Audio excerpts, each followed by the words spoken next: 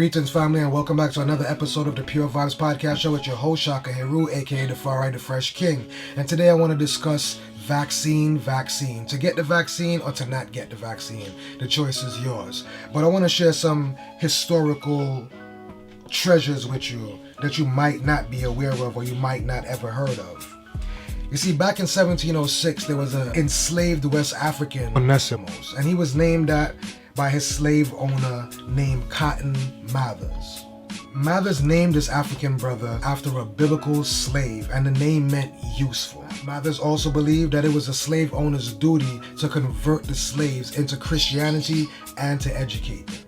It was said that unlike other white men of his era, he looked down on what was called devilish rights of Africans because he felt like it would cause the slaves to rebel against their slave owners or slave masters. Mathers also had the nerve to say that he didn't trust Onesimus. He felt like he needed to be watched because he had traits of thievery, what you want to call it. Thievery, really? After you just purchased this man from a ship that was just robbed from his land and bought to this land, you worried about this brother being a thief? The nerve.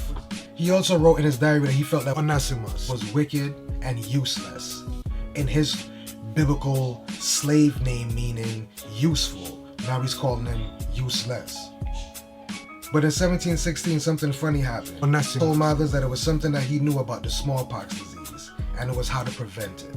Onesimus told Mathers that he had an operation that gave him something of the smallpox disease that would preserve him from getting any smallpox ever. And anyone that was brave enough to go into this procedure, they too would be free of the fear of contagion.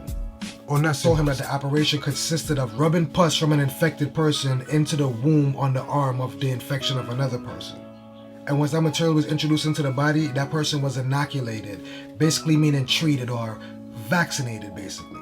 Later on, after receiving this knowledge, after calling him useless and wicked and a thief and not trusting him, Mathers wrote in his diary how intelligent Onesimus was.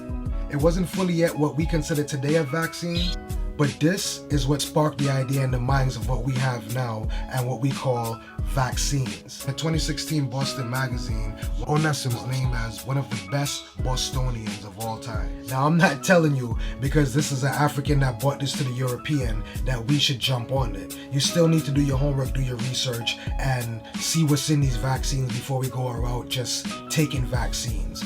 But I wanted to share this history with you and let you know that we as an African people are part of the reasons for vaccines. When that smallpox disease was killing people, it was an African slave that helped save people by showing them how you can take that infection and reverse it, kind of using the anti-venom method or using the same flu shot method which you're using today, aka how all vaccines are done today and how all vaccines are made and how they're used today.